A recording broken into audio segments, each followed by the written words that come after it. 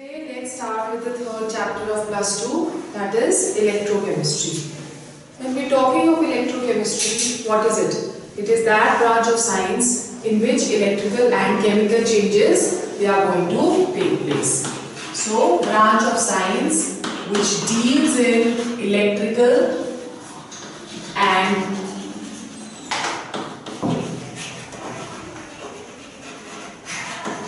chemical changes, that is what is electrochemistry, right? Now when we are talking of electrochemistry, we are going to talk of two types of cells. Because we are talking of electrical and chemical changes taking place, these changes they are taking place in certain, you can say, apparatus which is known as a cell. So under electrochemistry, we are going to study two types of cells.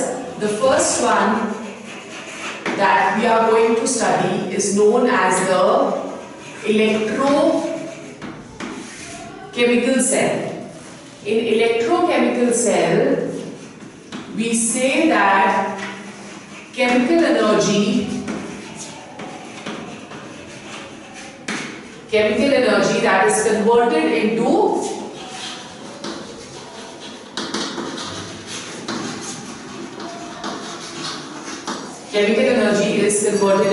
electrical energy. Okay?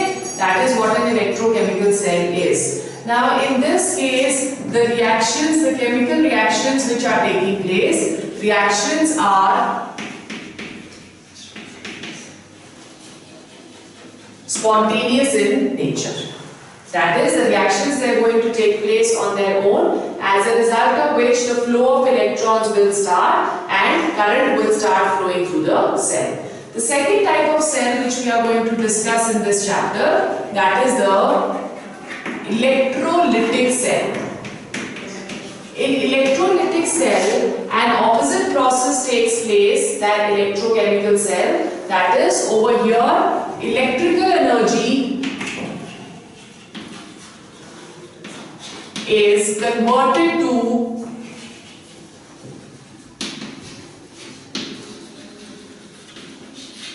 chemical energy, right?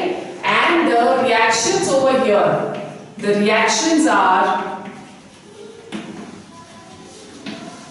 non-spontaneous. The reactions are non-spontaneous. In both the cells, as the electrons are going to flow, therefore we say that two types of reactions they are going to take place. One which is known as the oxidation reactions. Oxidation reaction means those reactions which are accompanied by loss of electrons, and reduction reactions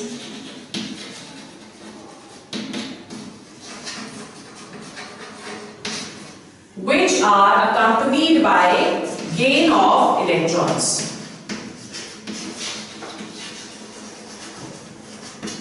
Right? So simultaneously, as both the reactions they are going to take place, so we say that the basis of electrochemistry, that is going to be redox reactions, in which simultaneously both oxidation and reduction that is going to take place. Right? Now, obviously, when we are talking of flow of electricity or flow of current, we classify the substances into two types. One which is known as the insulators. We have done this in the first chapter. Insulators are those substances which do not conduct electricity, right? So substances are classified into two. The first which is known as insulators, and the second one which is known as conductors, right? Conductors are further classified into two. The first type of conductors, they are known as metallic conductors, and the second type of conductors, they are known as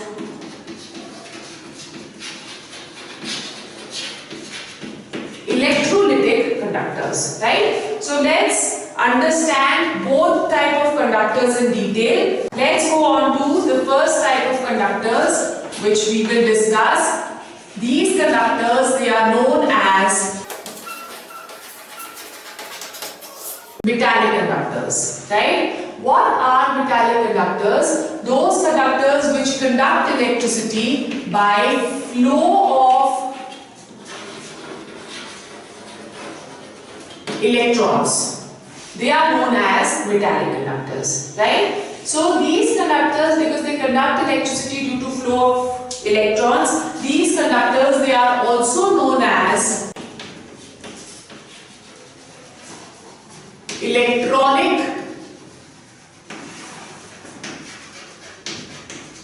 They are also known as electronic conductors. In these type of conductors, the substances or metals conduct electricity without undergoing any chemical change. Without undergoing any chemical change.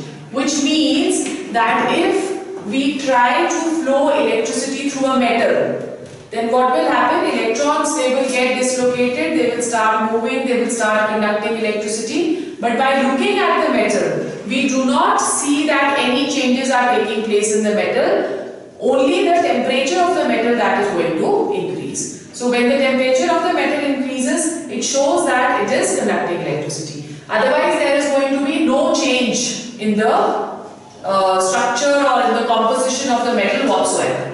Okay, so over here, all the metallic conductors, they conduct electricity without undergoing any chemical change.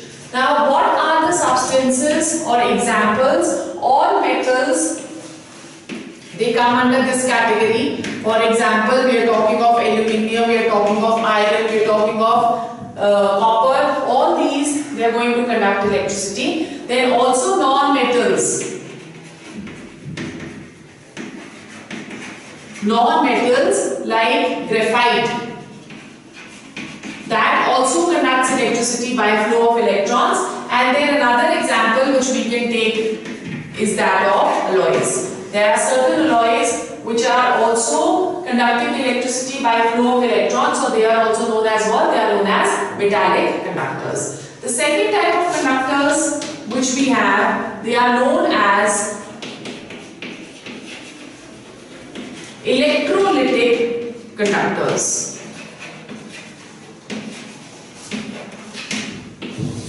The electrolytic conductors, they conduct electricity by flow of ions. Therefore, these are also known as ionic conductors. In such conductors, the substances, they first dissociate into their respective ions and henceforth they start conducting electricity. Okay? So when we are talking of ionic conductors, we can say that electrolytic conductors conduct electricity by undergoing a chemical change. And what is the chemical change over here? The chemical change over here is that the metal, the substances, they are getting converted into ions. They are breaking into their ions. Okay? Then when we are talking of electrolytic conductors, they generally conduct electricity either in their aqueous states, in their solution forms, or aqueous state, or they conduct electricity in molten form. Okay, solid form will not conduct electricity. Why? Because the ions over there, they are not free. For example, when we are talking of sodium chloride when in solid form will not conduct electricity. It will only start conducting electricity when it is either melted or it is dissolved in water. ठीक है? So जो electrolytic है, they are going to conduct electricity only in the aqueous form. So these are the two types. Now electrolytic conductors, when we are talking of, we say that all substances which conduct electricity by movement of ions, they are known as electrolytes.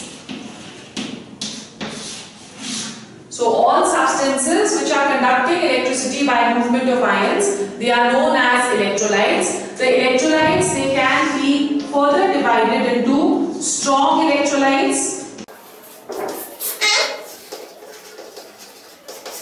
weak electrolytes, right? What are strong electrolytes? Strong electrolytes are those which completely dissociate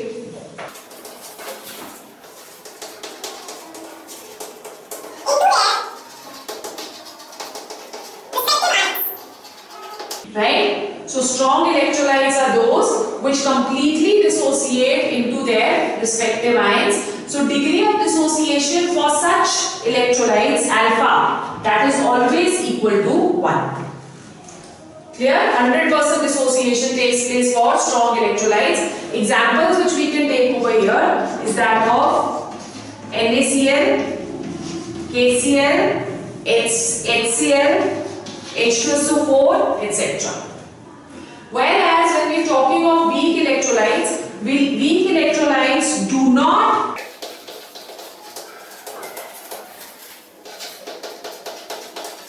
do not completely dissociate. Right? So therefore, alpha for such, that is going to be always less than 1. Clear? And when we are talking of weak electrolytes, examples which we can take over here is that of acetic acid, HCl, sodium acetate, etc. Okay, so now we have done two types of conductors, metallic conductors and electrolytic conductors. When we want to point out the differences between the two, what are going to be the differences? Metallic conductors, they conduct electricity by flow of electrons. Electrolytic conductors, they conduct electricity by movement of ions. Over here in metallic conductors, the substances do not undergo any chemical change, whereas over here, they undergo certain chemical change to produce ions. Okay? Then in case of metallic conductors, there is no transfer of matter taking place.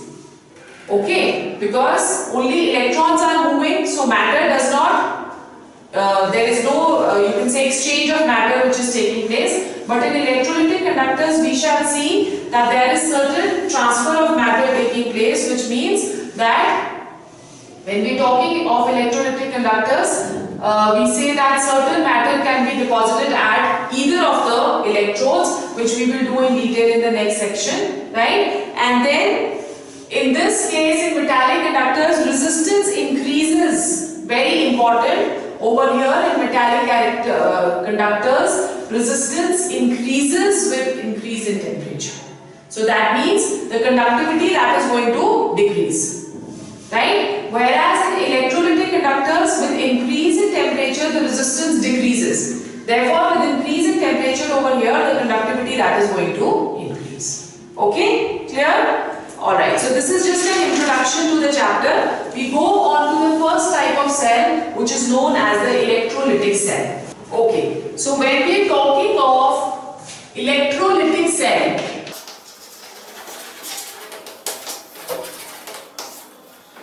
the process which is taking place in electrolytic cell, that process that is known as electrolysis. The electrolytic cell consists of one beaker in which the electrolyte that is taken. So in this beaker we are taking the electrolyte. We have already studied that the electrolyte should be either in the aqueous state or in the molten state, right? In this beaker, there are two electrodes placed. Electrodes are nothing but they are simple metal rods. Metal or non-metal can also be there. So these are the electrodes and they are connected to an external supply of current. Because in this we are going to give current from outside. Now when we are talking of electrodes, let's say that the electrodes may be of two kinds. Okay, the first kind, they are known as inert electrodes. What are inert electrodes? Inert electrodes only have or only is a support system which will allow the electrons to, or the ions to, or the current to pass from one electrode to the other. It will not react with the electrolyte at all. Okay? Examples of inert electrons which we can take, that is platinum, and mostly which we use is graphite. Clear? The second type of electrodes, they are known as reactive electrodes. The reactive electrodes are going to participate in the reaction. Okay, so generally the reactive electrodes which we use is copper or gold, right? And this reactive electrodes, they are used in a phenomenon which is known as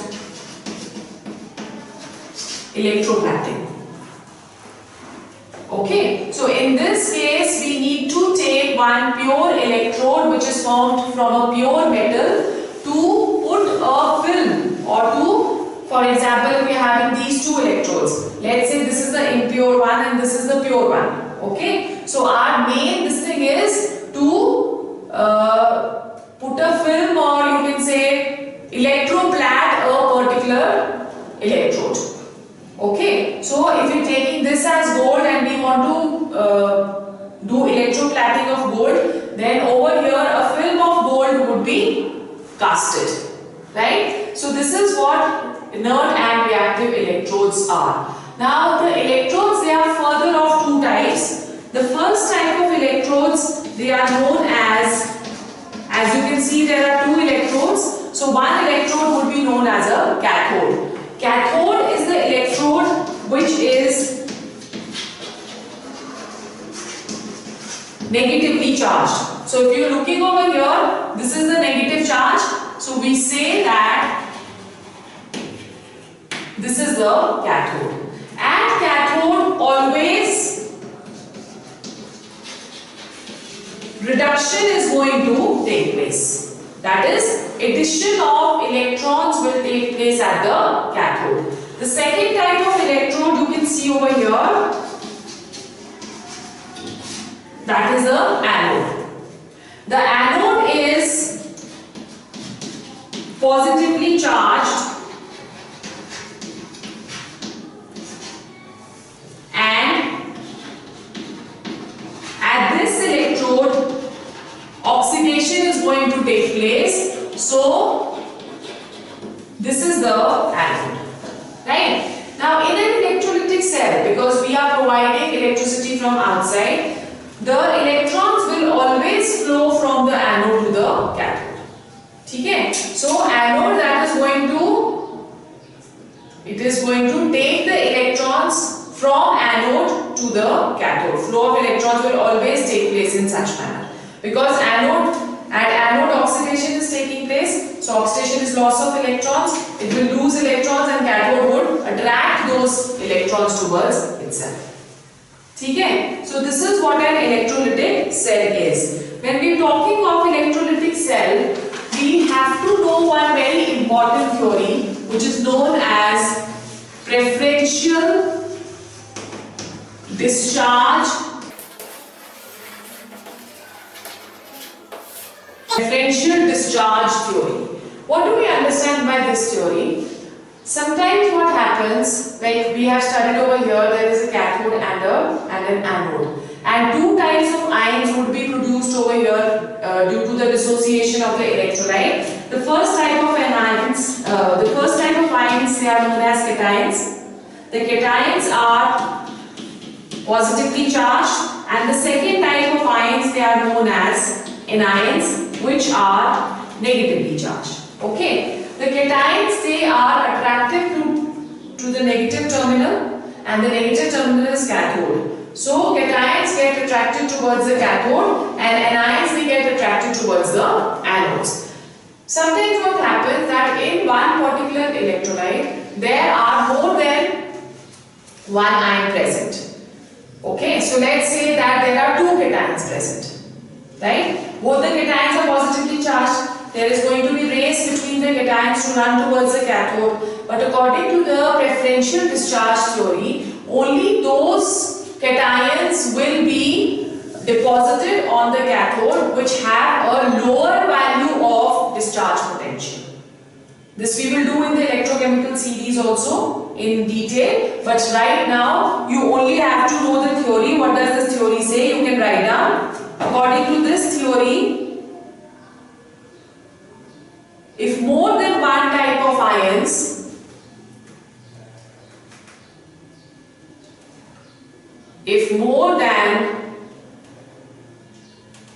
type of ions are present and are attracted towards a particular electrode,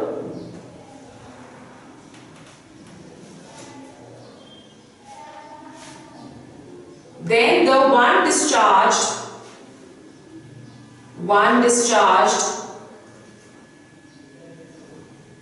is the ion which requires least energy.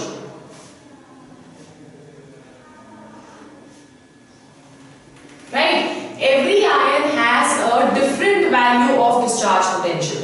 So the one which has a lower discharge potential, that is going to be deposited first. Let's take examples of electrolysis. The first example which we are going to take, the electrolysis of aqueous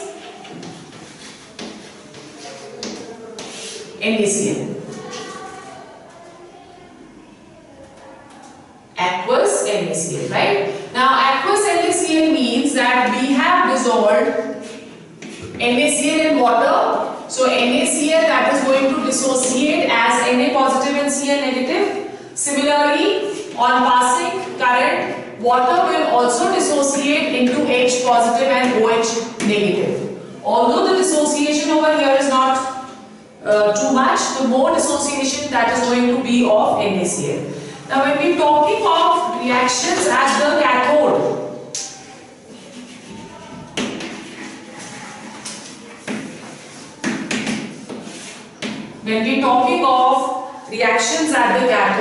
then what is happening over here? There are two positively charged ions, both are going to run towards the cathode. But we say that the discharge potential of H positive is less as with respect to Na positive. Therefore, in this H positive that is going to gain one electron to give us hydrogen. This is known as the primary reaction, and then the atomic hydrogens they combine together to give us a molecular hydrogen. This is the secondary reaction. Okay? Similarly, when we are talking of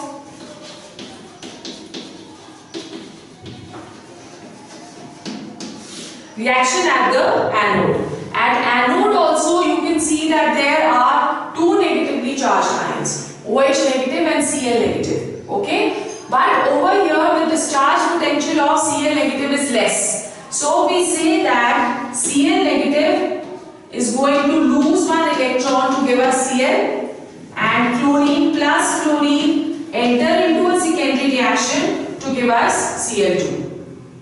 Okay? Now what is left behind in the solution? Na positive is not getting discharged, OH negative is not getting discharged. So both these ions they remain in the solution. When we evaporate and crystallize the solution, right, we get crystals of sodium hydroxide.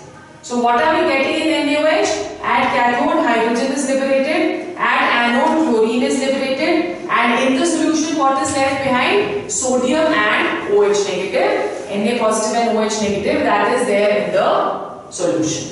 Got it? Then the second one, the second electrolysis which we are going to do, that is of copper sulfate using platinum electrodes. Aqueous copper sulfate we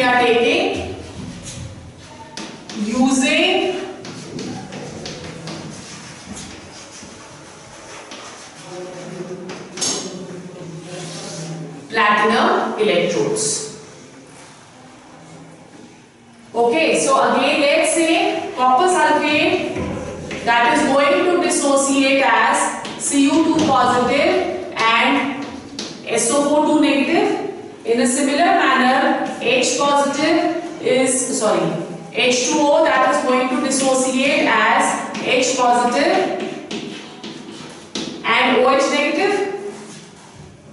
Okay. Now, when we are looking at the reaction of the cathode, we say that copper has a lower value of discharge potential. So, at cathode, Cu2 positive is going to gain 2 electrons to give us copper. Right? So, hydrogen will not be liberated over here, and at anode,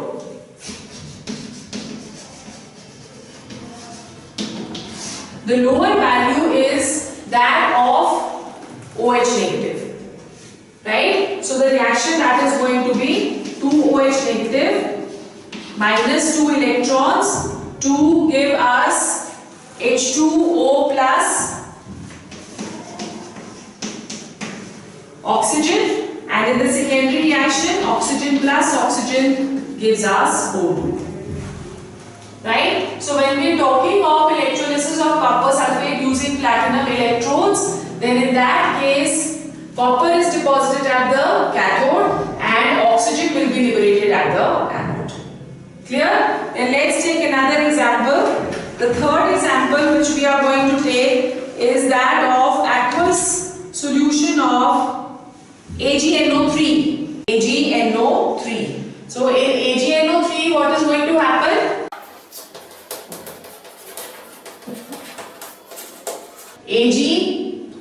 AgNO3 dissociates into Ag positive plus NO3 negative. Right? If we are taking aqueous solution, then water is also going to be there. It gives us H positive and OH negative.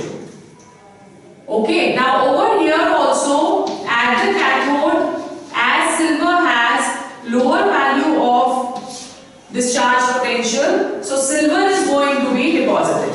Ag positive plus 1 electron to give us Ag. Right? And at anode,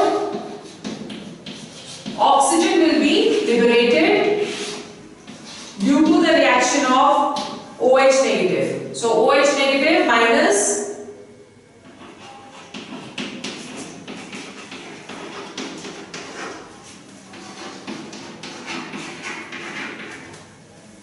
that is going to give us O2. Is it clear? Okay. Then we do another example. Electrolysis of copper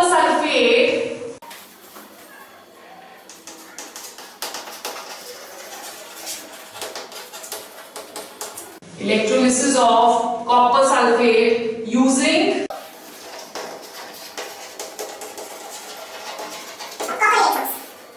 okay, now over here the reaction that is going to be different. Copper sulfate that dissociates to give us Cu2 positive plus SO4 2 negative. Now we are taking over here reactive electrodes of copper. So therefore the reaction at cathode, that is going to be a reduction reaction plus 2 electrons to give us copper. Okay? Whereas at anode a reverse reaction is going to take place, that is copper loses 2 electrons to give us Cu2 positive. Is it clear? So because we are taking reactive electrodes over here, so this is how the reaction that is going to take place. Now this process of electrolysis that is governed by a set of laws which are known as the Faraday's laws. Very important. Faraday was the scientist who first gave us an idea about charge. We have studied this in class 11. So he gave us the idea of charge. When we are talking of Faraday's laws, there are 2 laws of Faraday. Let's discuss the first law. According to the first law of Faraday, have seen in electrolysis that there is certain amount of metal or certain amount of gas which is deposited and released at the cathode and the anode. The first law of Faraday that gives us an idea how much of the metal that will be deposited and how much of the gas would be released. According to the first law of Faraday, the weight of the substance deposited at the electrodes is directly proportional to Q. Okay, where W that is equal to weight of metal deposited and Q that is equal to charge flowing through the cell. Right? Now we know that Q that is equal to current flowing through the cell in specific amount of time, IT. So the above relation becomes W that is directly proportional to IT. Right? Or we can say that W that is equal to ZIT, where Z that is known as the Electrochemical Equivalent. Z is equal to electrochemical equivalent. So what is electrochemical equivalent? You can define electrochemical equivalent is the mass of the substance deposited when a current of 1 ampere flows through the cell in 1 second. Flows through the cell in 1 second. Okay. Now mathematically when we are talking of Z, then Z that is equal to weight or molecular mass or atomic mass upon N, where N is the number of electron exchange, into F, where F is 1 Faraday of electricity. So M over here, that is the atomic mass. N is equal to number of electron exchange, and F is equal to 1 Faraday of electricity, which is 96500 Coulomb. Putting the value of Z in the above equation, we get W that is equal to M upon NF into I into T. We can expect one numerical from this expression. Got it? Okay, so then we go on to the second law. According to the second law, if we are taking, you can say, different cells and they are connected in series. Okay, series ka matlab negative is connected to the positive of the next cell. So that is series. When we are talking of series, then we say that, and we are also saying that the same quantity of charge is flowing through the cell. Okay, then in that case, according to this law, equivalent mass of substance or metal 1 upon equivalent weight of substance 2. Equivalent weight of metal 1 upon equivalent weight of substance 2, that is equal to the mass of metal 1 deposited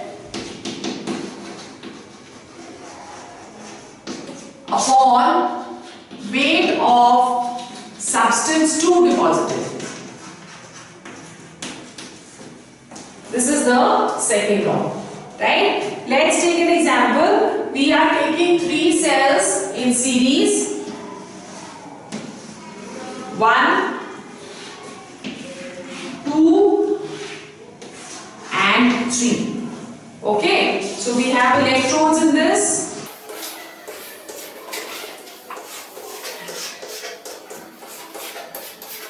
We have placed 2 2 each of the cell, and then we are connecting them through a battery. So when we are connecting through a battery,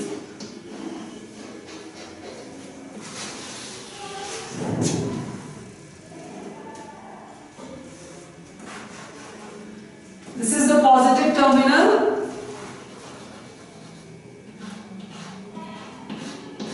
and this is the negative terminal. But at the same time, you are also connecting each of the cells together. That is, this is going to be connected to this. If this is the positive terminal, then this is the negative terminal.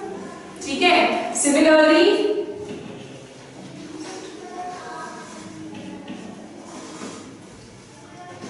and this is the negative terminal. In the first beaker, we have taken H2SO4 solution. Second, we have taken copper sulfate solution, and in third, we have taken AgNO3 solution. Right? Now, according to the Faraday's law,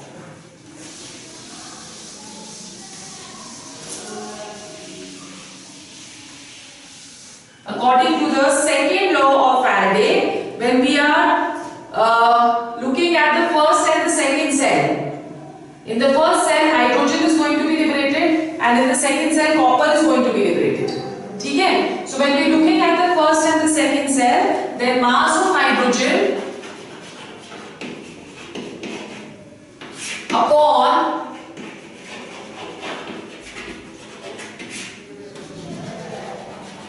mass of copper,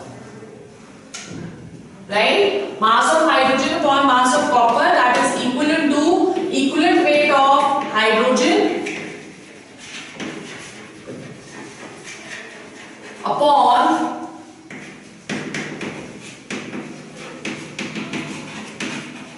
equivalent weight of copper. Got it? Similarly, if we are talking of silver over here, silver and copper, then mass of copper upon mass of silver, that is going to be equal to equivalent weight of copper upon